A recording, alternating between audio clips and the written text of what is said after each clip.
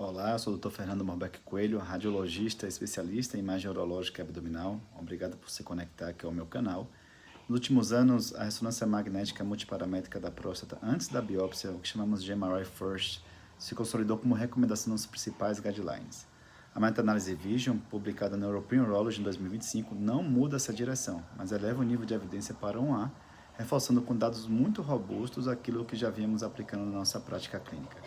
Hoje, vamos analisar juntos os principais resultados, as mensagens centrais do editorial e, principalmente, discutir como transformar essa evidência em implementação segura, padronizada e acessível. Fiquem comigo.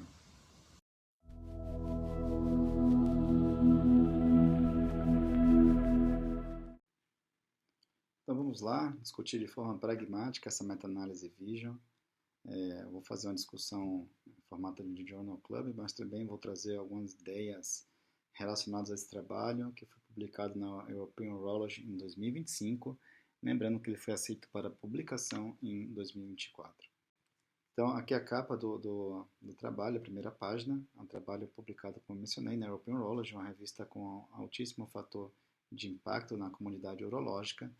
Essa meta-análise teve como primeiro autor o Veru, que é um urologista com bastante atuação na comunidade científica, e a última autora, a Caroline Moore, que é uma radiologista também com bastante atuação, como eu mencionei, ambos os autores do Reino Unido. Essa meta-análise tem uma grande importância porque no nível de hierarquia de evidência ela é o nível 1A, principalmente com o desenho que foi feito aqui, uma meta-análise bastante bem desenhada, como veremos. Então, é uma meta-análise realmente que tem um grande impacto no poder da ressonância magnética em ser realizada pré-biópsia. Então, primeiramente, o que é o Vision? Vision é uma meta-análise de dados individuais, tem a combinação de dados de dois grandes trials, que são o Precision e o Precise, que eu vou mostrar rapidamente nos slides a seguir. E esses dois trabalhos totalizaram 953 pacientes sem biópsia prévia.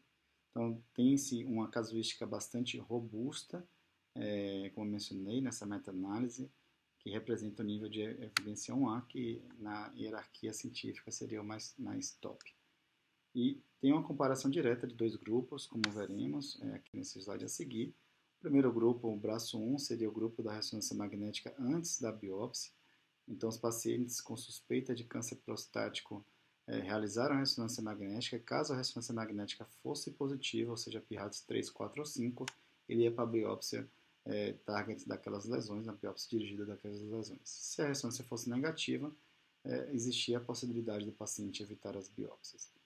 E o segundo grupo, que é uma comparação head-a-head, seria o grupo da biópsia direta, que seria uma biópsia randômica, guiada por ultrassonografia transretal.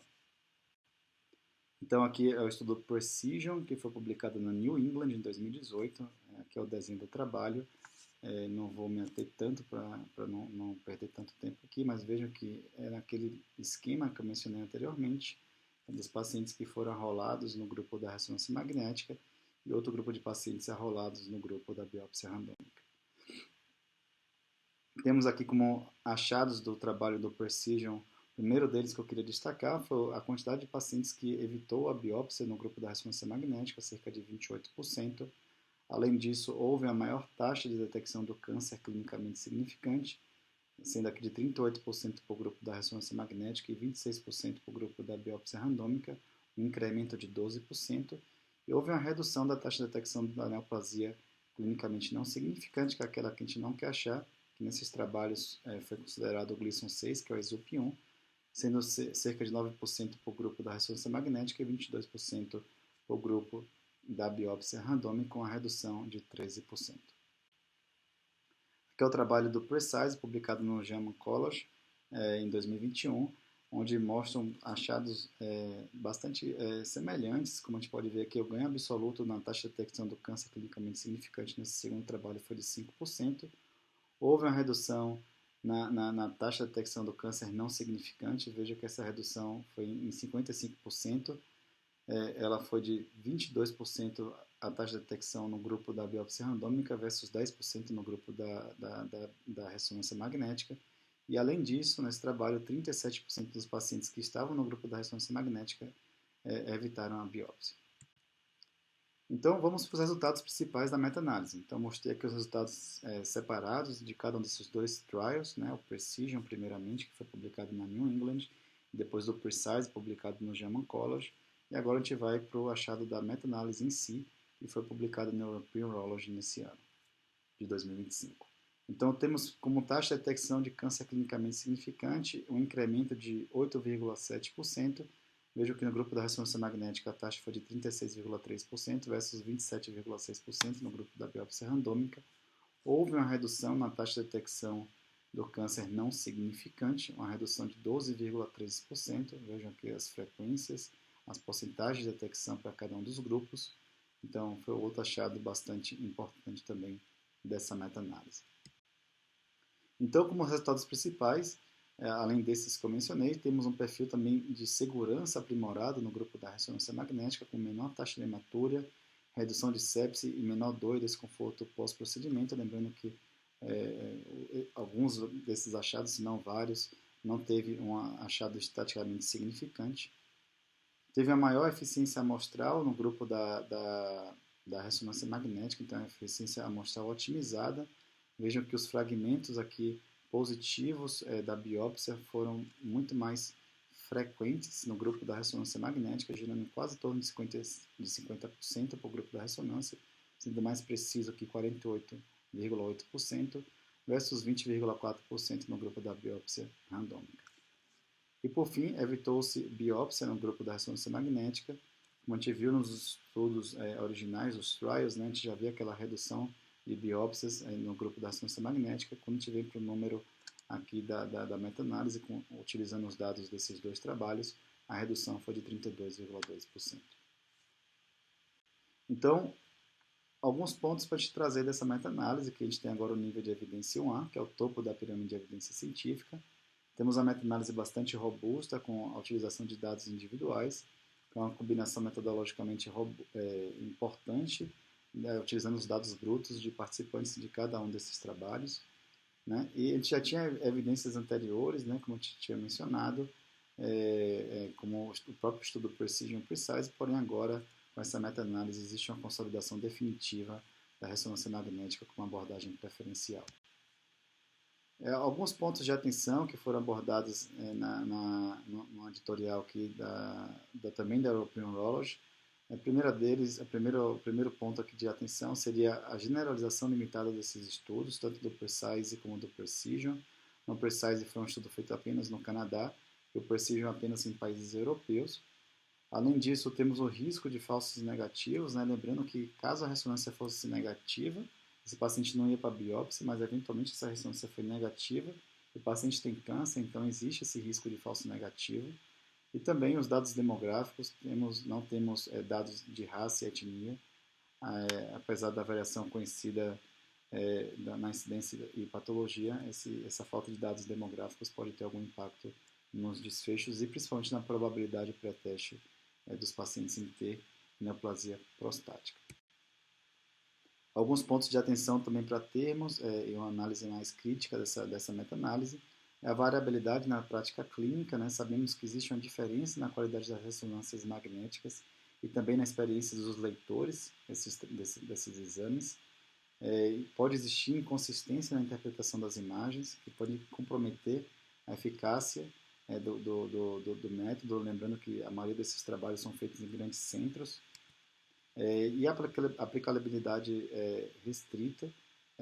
Tivemos como critério de exclusão aqui pacientes com PSA maior que 20, isso pode ter como consequência uma evidência limitada nos pacientes de alto risco. Outro ponto de atenção foi o ganho absoluto aqui da taxa de detecção do câncer clinicamente significante, que foi modesto, de apenas 8,7%. Esperava-se mais detecções de cânceres ISUP2 ou mais. Né? Então, esse é um ponto de atenção que foi abordado também no editorial. Então, alguns desafios destacados no editorial: acesso e equidade. Temos que ter uma atenção bastante importante a esse ponto, né? Sabemos que existe uma disponibilidade limitada de equipamentos de alta qualidade e principalmente de radiologistas que são experts na interpretação de imagem prostática, criando uma potencial desigualdade de acesso, padronização técnica.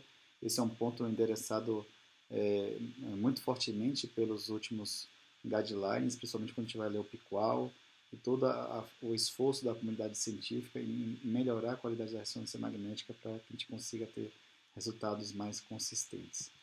Além disso, a capacitação profissional, que é importantíssimo, que tenham treinamento os radiologistas espalhados tanto pelo país como pelo globo, né, para lerem de forma mais acurada as ressonâncias magnéticas.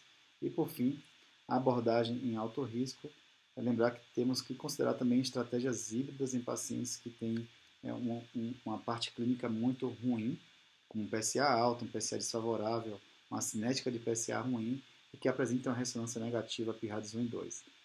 Nem sempre esses pacientes devem ser ali colocados de lado e não devemos fazer biópsia nesses pacientes. Então, pacientes de alto risco clínico devem ser interpretados também em conjunto com achados de PSA e de toque retal. Então, como implicações institucionais, aqui a gente chegando na reta final desse Journal Club, a revisão de fluxos diagnósticos, então temos que manter sempre atualizados os protocolos institucionais e priorizar sequências ali de alta qualidade para as ressonâncias magnéticas. Qualidade técnica, então a qualidade técnica tanto do exame como das pessoas que vão avaliar os exames, então isso é importantíssimo. Quem vai laudar também tem que estar alinhado com o que tem mais de novo na imagem prostática. E já pegando um gancho, alinhado também com a equipe multidisciplinar. Então é importantíssimo que haja reuniões regulares entre urologistas, radiologistas, patologistas, principalmente para ver casos discordantes. Então você tem ressonância positiva, biópsia negativa ou vice-versa. Esses casos devem ser revistos pela essa equipe multidisciplinar. Monitoramento também de KPIs, isso é importantíssimo, principalmente para avaliar a eficácia diagnóstica. Se aquele caso que está laudando como um PIRADS 5 realmente é positivo, assim como o laudo do PIRADS 2 é realmente negativo, caso esse paciente vá para a biópsia, você tem um segmento desse paciente, você tem que medir esse tipo de desfecho. E também eficiência operacional, como o tempo entre a solicitação do exame, a realização do exame e o laudo a ser liberado. E para fechar aqui como conclusão e mensagens para casa, queria falar que a ressonância já era consolidada, agora temos a consolidação mais definitiva com o nível de evidência 1A.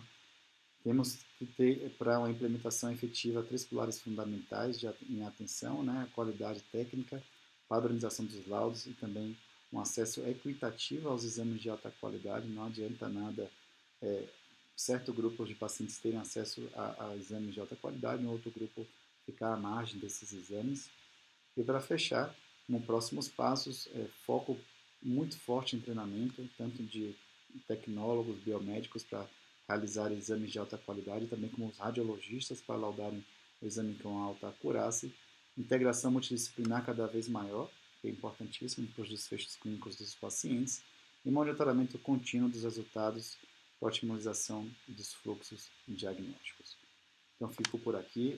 Foi um prazer falar sobre esse grande trabalho, essa meta-análise do Vision, e fico esperando todos para os próximos encontros.